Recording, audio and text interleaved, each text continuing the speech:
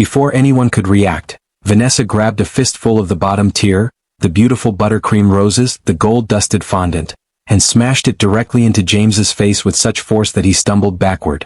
The cake exploded across his features, dripping down his uniform, splattering on the floor he'd spent hours polishing that morning. "There," Vanessa announced triumphantly, spinning to face her 200 wedding guests at Charleston's Grand Meridian Hotel. "Now that's entertainment. Maybe now people will remember whose special day this is." The crystal chandeliers continued to sparkle overhead. The DJ's music still played softly in the background. Photographers stood frozen, cameras hanging uselessly at their sides. But nobody was laughing. Nobody was cheering. The ballroom, moments before filled with celebration and joy, had become a tomb of stunned silence. What happened next shocked everyone. Stay till the end and don't forget to subscribe for more real-life inspired stories. 62-year-old James Crawford stood motionless, cake sliding down his weathered face, his eyes closed. His navy blue janitor's uniform, the one he'd pressed so carefully that morning, was destroyed, covered in $25,000 worth of Italian buttercream and edible gold leaf. But that wasn't what hurt. Not the ruined uniform he couldn't afford to replace. Not even the public humiliation in front of hundreds of strangers.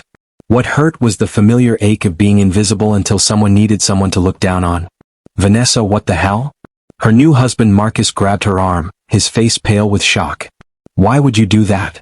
She shook him off, her $12,000 Vera Wang gown swishing as she gestured dramatically at James. "Because I'm sick of people trying to steal my moment. All day long, everyone's had something to say, someone's had to interfere. This cleaning man thought he could be the hero, getting everyone's attention when they should be focused on me." An elderly woman in pearls near the front row gasped audibly. How dare she speak to him that way? "He was just trying to help," someone else whispered. But Vanessa was too far gone, 3 glasses of champagne deep and riding a wave of entitlement that had been building for months. She pointed at James with a perfectly manicured finger. "People like you need to know your place. You clean toilets. You push mops. You don't get to touch my cake with your filthy hands and become some kind of hero at my wedding. Do you understand me?" The words hung in the air like poison. James slowly, carefully wiped the cake from his eyes. When he opened them, they weren't filled with anger or hatred. They were filled with something far more powerful. Dignity that couldn't be taken no matter how hard someone tried. "I'm sorry you feel that way, ma'am," he said quietly, his voice steady despite the humiliation burning in his chest. "I hope you have a blessed evening." He turned and walked toward the service entrance, his back straight, his head high, even as buttercream dripped from his gray hair onto the marble floor he'd spent hours polishing before the wedding began. That walk, that quiet, dignified exit, was captured on at least 30 phones. And in the age of social media, that was all it took. But to understand how that single moment of cruelty would destroy Vanessa's life and reveal a truth that would inspire millions, we need to rewind just 20 minutes earlier. James had been pushing his cleaning cart down the hallway outside the ballroom, his calloused hands gripping the handle with the same quiet competence he'd brought to every job for 40 years. 15 years at the Grand Meridian, always arriving before dawn, always staying late when asked. The night shift manager had requested he work overtime for this wedding. The Hartwell family paid premium rates and expected perfection. James didn't mind. The extra money meant he could finally fix his daughter Kenya's car, the one that kept breaking down on her commute to nursing school. At 62, with a bad leg from his 2 tours in Iraq and arthritis in his hands, James still worked with pride. Every surface he cleaned sparkled. Every corner he reached gleamed. "Mr. Crawford." A young server had burst through the ballroom doors, nearly colliding with him. "They need the cake table repositioned. Bride's very specific about the angles for photos." James had nodded, steadying the anxious young man. "You do your best, son. That's all anyone can ask." Inside the ballroom, Vanessa Hartwell was holding court like a queen. Her 200,000 Instagram followers had watched her 18-month journey to this day. Every dress fitting, every venue tour, every carefully curated moment of her ascent into Charleston's elite society. She'd married Marcus Pemberton, whose real estate development family name opened every door in the South. This was her moment. Her validation. Her proof that she'd made it. The 5-tier cake, a towering masterpiece of buttercream and edible gold, was being wheeled toward its designated spot when disaster struck. One of the wheels caught on the thick carpet. The cart tilted dangerously. James, passing through to restock the restroom supplies as instructed, saw it happening in slow motion. Hundreds of pounds of cake, leaning, falling, about to crash onto the floor, possibly onto guests. He didn't think. He just moved. His weathered hands shot out, gripping the cart, steadying it with strength that surprised even him. The cake wobbled but held. Crisis averted. For a heartbeat, there was stunned silence. Then applause rippled through the crowd. Guests near the cake table clapped and cheered.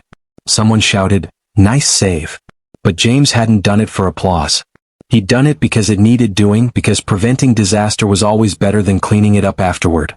A lesson his mama had taught him decades ago in their small South Carolina farmhouse. He'd started to back away quietly to return to his cart and his duties, when Vanessa's voice cut through the celebration like a knife through silk.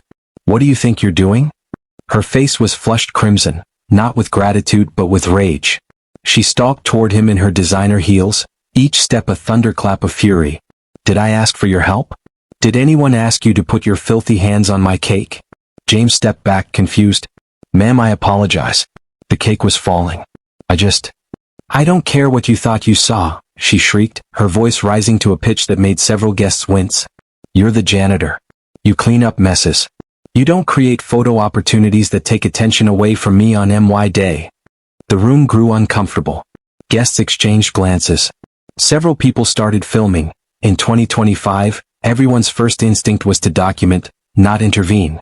Marcus reached for his bride's arm. "Honey, maybe we should thank him and move on." "Thank him?" Vanessa's laugh was sharp and ugly. "For what? For making everyone look at him instead of us? For making this about some janitor playing hero instead of our first dance, our cake cutting, our perfect moment?" She turned back to James, her eyes glittering with malicious intent fueled by champagne and entitlement. "You want to be part of this wedding? You want attention? Fine. I'll give you attention." That's when she grabbed the cake. That's when she smashed it into his face with enough force to make him stumble. That's when Vanessa Hartwell destroyed her entire life in one moment of cruelty. 17-year-old Malik Johnson, a busboy refilling water glasses, captured the whole thing on his phone. His hands shook as he posted it to TikTok in the hotel's break room minutes later, tears streaming down his face. "Wedding drama at its worst," he typed. "This man saved the cake and this is how she treated him. Mr. Crawford doesn't deserve this. He's the kindest person here. He helped me when I started, brought me lunch when I forgot mine, covered my shift when my mom was sick. This is wrong. So wrong. Hashtag wedding drama, hashtag karma, hashtag respect, hashtag humanity matters, hashtag lesson learned." The video exploded. 1 million views in 3 hours. The algorithm loved it. The shocking content, the clear villain, the sympathetic victim, the perfect storm of emotional story elements that made people stop scrolling and start watching. 5 million views by morning. 10 million by the time Vanessa and Marcus landed in the Maldives for their honeymoon 36 hours later. The comments section became a tribunal of public opinion. "I have never seen such disgusting behavior. That poor man. Someone find out who he is." The way she said, "People like you need to know your place in 2025? Someone showing their true colors and it's ugly as hell." That man's composure and dignity while she humiliated him. That's real character. Unlike her. "I'm a wedding photographer. I would have stopped shooting and left. This is vile.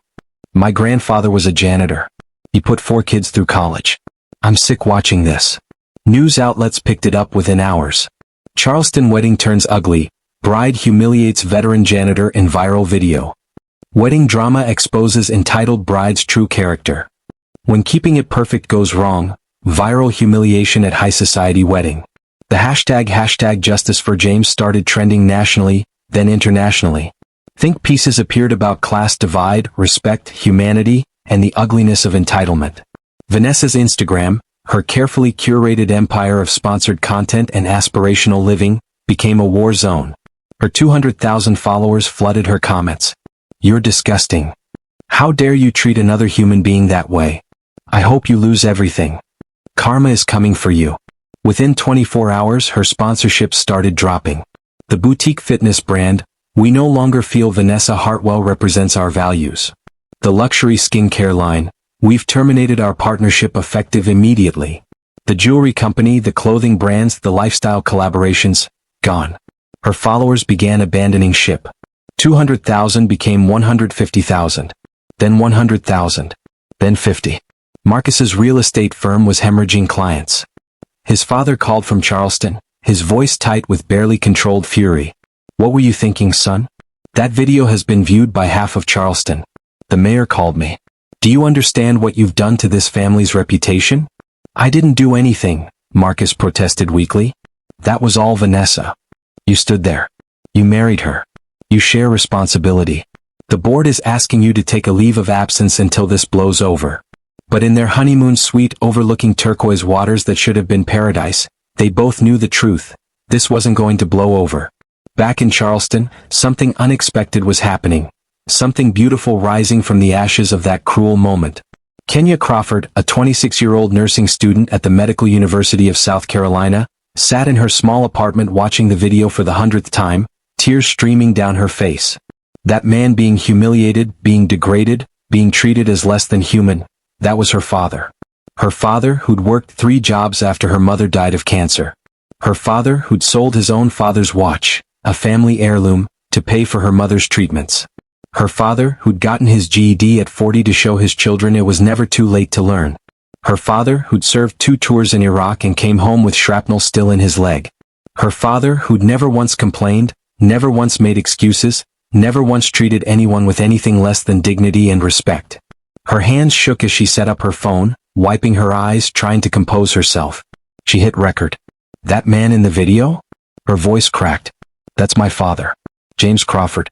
And I need people to know who he really is." She took a shaky breath. "My dad is a janitor, yes. But he's also a veteran. He's also a man who's worked every day of his adult life to provide for his family. When my mom got cancer, he sat by her bedside every single night after pulling double shifts, reading to her, holding her hand until she fell asleep. He sold everything we had to pay for treatments. She died anyway. And you know what he did the next morning? He got up and went to work. Because he had 3 kids who needed food, shelter, and hope." Kenya's tears fell freely now. "My dad taught me that every job matters. That dignity isn't about your title or your paycheck. It's about how you treat people. He's helped countless co-workers through divorces, deaths, financial hardships. He's loaned money he couldn't afford to lose. He's covered shifts for people in crisis. The staff at the Grand Meridian loves him like family because he treats everyone with respect. Everyone." She leaned toward the camera, her voice growing stronger. "So when that bride said, 'People like you need to know your place,' let me tell you what his place is. His place is as a father who sacrificed everything for his children. As a man who serves his community without asking for recognition. As someone with more character in his little finger than she'll ever have in her entire privileged, entitled body." Kenya wiped her eyes one final time. "That's my dad. That's James Crawford. And I'm so damn proud to be his daughter." That woman tried to humiliate him. But all she did was show the world what we've always known, that he's a better person than she could ever hope to be. She posted the video to TikTok, Twitter, Instagram, and Facebook simultaneously. She tagged news outlets. She used every hashtag she could think of. Hashtag justice for James, hashtag wedding drama, hashtag respect, hashtag dignity, hashtag karma is real, hashtag emotional story, hashtag inspiration daily. Then she waited. She didn't have to wait long. The video went supernova. 20 million views in 12 hours. 30 million by the end of the day. 40 million within a week. Major news networks picked it up. Good Morning America wanted interviews. The Today Show called. Local Charleston stations camped outside their small brick house. The world, it seemed, was desperate to restore balance, to lift up the man who'd been torn down. News crews finally caught James on his front porch, where he sat in his usual evening spot with his coffee, still processing the surreal turn his life had taken. The reporter, a young woman with kind eyes, approached carefully. "Mr. Crawford, how do you feel about everything that's happened?" James was quiet for a long moment, his weathered hands wrapped around his mug.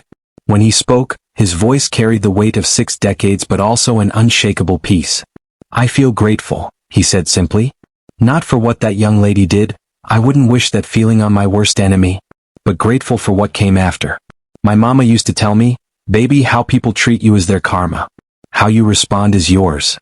I chose to walk away with my head up because I knew who I was, even if she didn't." His eyes crinkled as he smiled.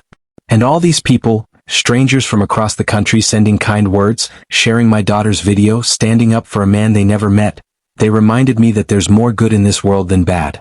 That's worth remembering. That's worth holding on to." "Do you forgive the bride?" the reporter asked gently. James considered this carefully. Forgiveness isn't saying what someone did was okay. It's choosing not to let their actions poison your own heart. So yes, I forgive her. I hope she learns from this. I hope she grows. We all need growing sometimes. Lord knows I'm still learning at 62. The interview aired that evening and was shared millions more times. Parents showed it to their children as a lesson in grace under pressure. Teachers used it in character education classes. Churches referenced it in sermons about turning the other cheek. But the internet wasn't done yet. Malik, the busboy who'd filmed the original video, created a GoFundMe. Let's show Mr. Crawford what respect really looks like. The description read, "He saved that cake. Let's save his future." Every dollar goes directly to him and his family. It raised $50,000 in the first 24 hours. 100,000 by the end of the week. Donations poured in from across the globe. $5 from a teenager in Ohio, $50 from a teacher in Texas, $500 from a lawyer in New York who wrote, "My father was a custodian. He died last year." This donation is in his memory and in honor of all the James Crawfords of the world. The total eventually reached $417,000. Enough for James to retire with dignity. Enough to ensure Kenya graduated nursing school debt-free. Enough to set up scholarships in his late wife Ruth's name for nursing students at Charleston Community College. Enough to prove that karma, while sometimes slow, is always thorough. In the Maldives, Vanessa's paradise became a prison. She couldn't go to dinner without other tourists recognizing her, whispering, pointing. A couple from Atlanta actually got up and moved tables when they realized who she was. The resort staff, normally cheerful and accommodating, served her with barely concealed disdain. Her phone was a constant stream of notifications, all of them terrible. Her remaining followers abandoning her in droves. Brands publicly distancing themselves. Former friends posting statements, "I don't condone Vanessa's behavior and have ended our friendship." Even her own mother called, crying, "How could you, Vanessa? How could you treat another human being that way? Your father and I raised you better than this. We're ashamed." Marcus barely spoke to her. When he did, his words were clipped and cold. "You've destroyed everything. My career, my family's reputation, our future. All because you couldn't control yourself for 5 seconds." "I was drunk," Vanessa whispered, tears running down her face as she scrolled through the endless condemnations. "I didn't mean." "You did mean it. That's the problem. You meant every word. People like you need to know your place." "That came from somewhere real, Vanessa. From some ugly place inside you that I clearly never saw before." They cut the honeymoon short, flying back to Charleston in separate seats. The marriage lasted 7 months. A miserable 7 months of couples therapy, public statements, and desperate attempts to rehabilitate her image that only made things worse. Every apology Vanessa attempted seemed hollow and self-serving.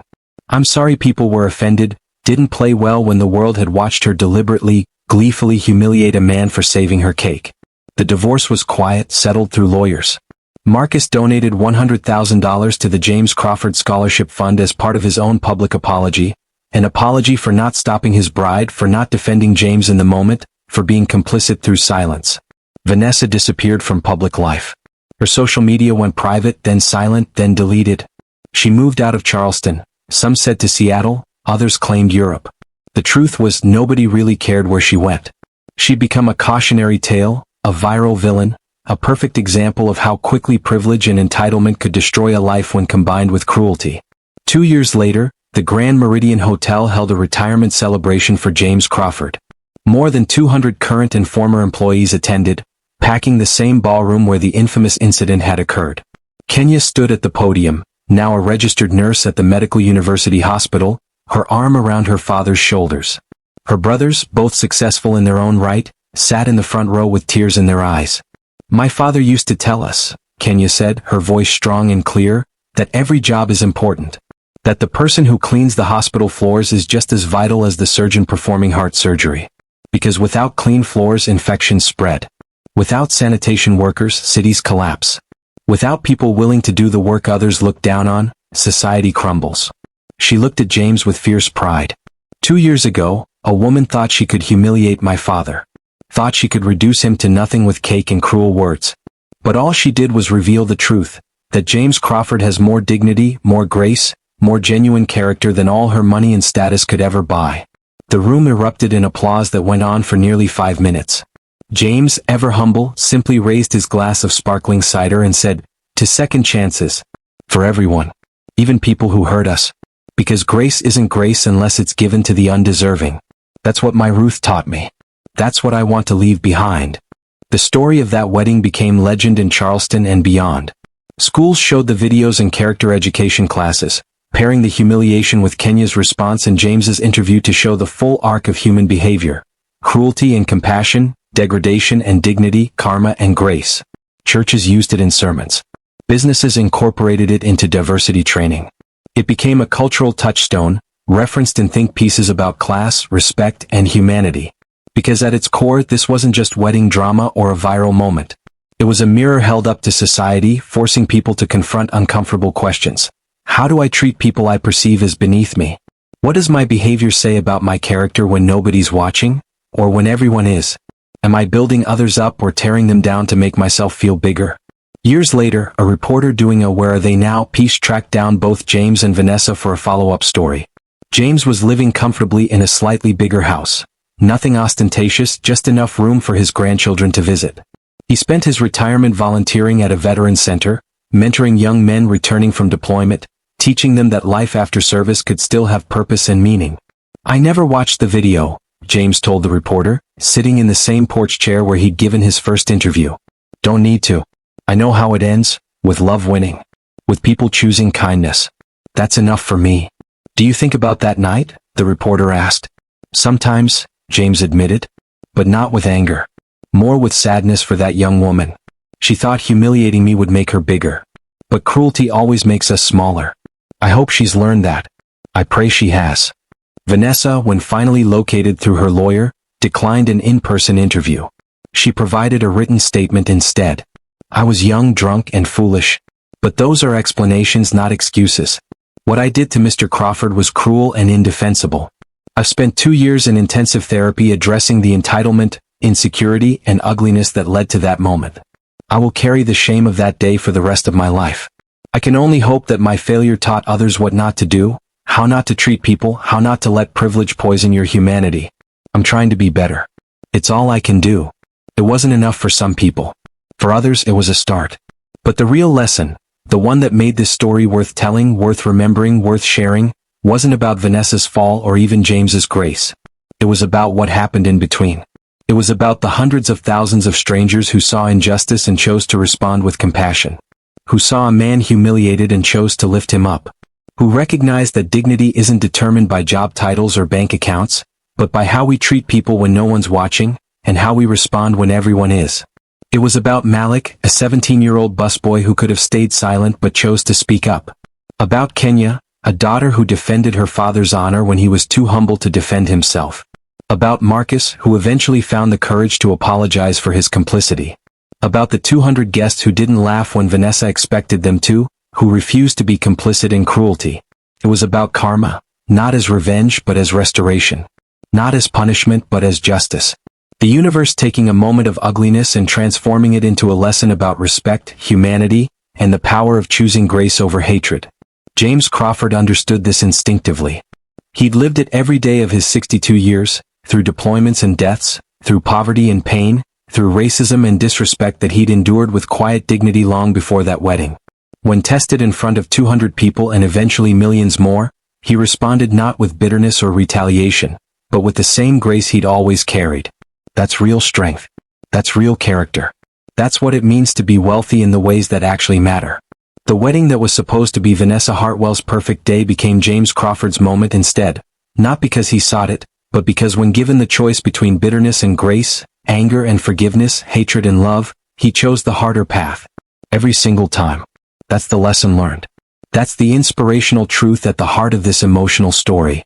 That's why years after that fateful night, people still share the video, still tell the story, still use it to teach their children about respect and dignity. Because in a world that often rewards cruelty with clicks and attention, we need reminders that kindness ultimately wins. That character matters. That how we treat the janitor, the server, the person who can do nothing for us, that's who we really are. Vanessa forgot that lesson. It cost her everything. James lived that lesson. It gave him everything that mattered. Don't forget to subscribe and share this story with everyone who needs a reminder about respect, dignity, and karma. Comment below. How would you have responded in Mr. Crawford's situation? Let's keep spreading stories about real,